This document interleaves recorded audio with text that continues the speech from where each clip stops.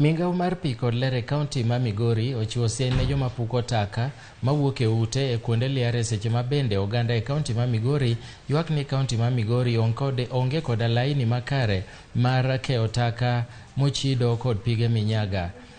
Director e migao mar pi kod ler e kaunti ma Migori Linus Aluoch nowacho ni gidhi kawo okang' mar chik ne jogo mawito chilo mawuok e ute e yo ma ok owinjore.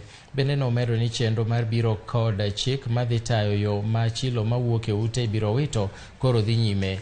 Aluoch manomedo ni kaunti ma Migori onge kod lai makare ma taka mawuok e udi nyalo luwo, kata kamano oganda ywaka ani ok ti gi yore goeko e yo makare. Kae ji timo ohala to ji duto te golo tax. Koro nwaneno kok en gima ber. Ne wakwayo migao mar health mondo mi ochung' motegno e weche machalo kama. Nikech wasayudo ni nyaka sewage system malong'o onge Migori ka.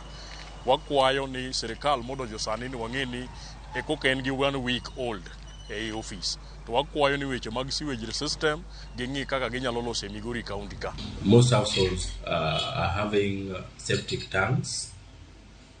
Some have landfills, and some, depending on the magnitude of the liquid waste that they produce from the households, they use soak pits. Now, as a government, what we are currently offering are exhauster services for these people who are having septic tanks to be exhausted once they're full.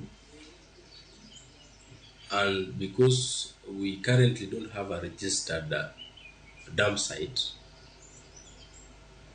these waste are ferried all the way to Kisii.